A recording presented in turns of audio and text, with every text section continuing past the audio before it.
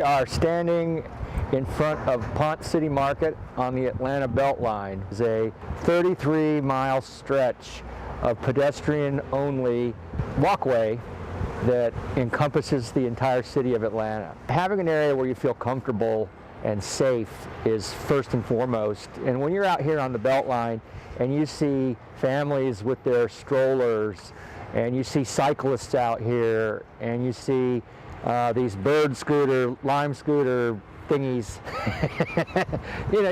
you definitely get a sense of safety because you know that there's people everywhere around you, and that of course empowers the blind and visually impaired community to then branch out and start investigating. And I think that's one of the biggest attractions, I think, for us, the blind and visually impaired community, of coming to an area like this, is that you feel safe, but you also feel free. On the Beltline, you're seeing just a whole hodgepodge of people exercising, people enjoying nature, people commuting from one place to the next, being a social connection point where you just hang out, just to meet your friends at a bar or restaurant.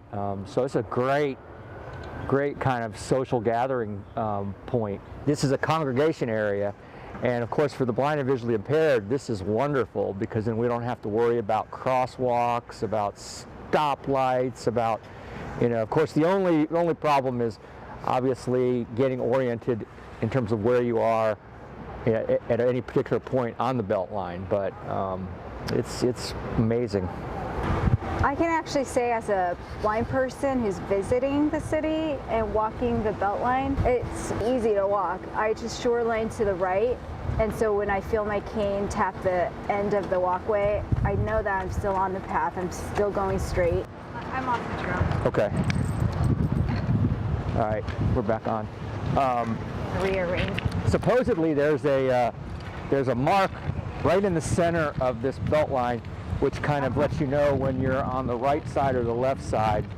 Because I guess there is supposed to be a little bit of etiquette with regard to if you walk on the right, left, exactly. yeah. We're standing outside of a great restaurant on the Beltline called Lady Bird, which we visited a couple of days ago, and it's just another one of those hidden treasures of the Beltline that's easily accessible right off the Beltline, and would be certainly something that would make it very simple for those of us blind and visually impaired to locate.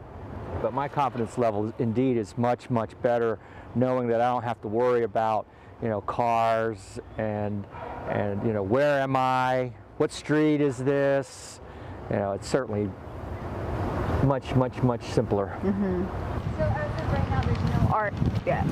No, there's sporadic art, but his vision was to actually have like art festivals out here, and they already have like music festivals and things out here. They'll have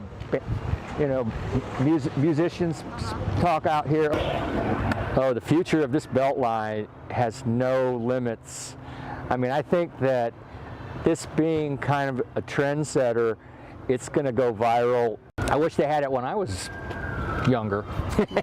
You're still young. What are you talking about? Dave, as you've been slowly going blind, what has art become for you over the years? Visual art. Wow. I've been fortunate to have traveled all over the world and seen for myself some of the great masters of the world, like Van Gogh, Rembrandt, Michelangelo, Leonardo da Vinci.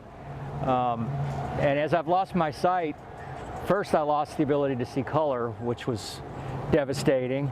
And then I lost the ability to actually even be able to see the images. Like, say for instance, Claude Monet, using pointillism, or however we want to call it, you see his art clearly from afar, but up close it's all blurry. And right. As I started losing my sight, I noticed that was even more and more of an issue. So what does it mean to you today to be able to stand next to works of art and have it audio described to you? When something is audio described, whether it be a sculpture, a painting, a display out here on the Atlanta Beltline. Right. You know, it brings it to life so that I can actually appreciate both the beauty and what the artist was trying to convey.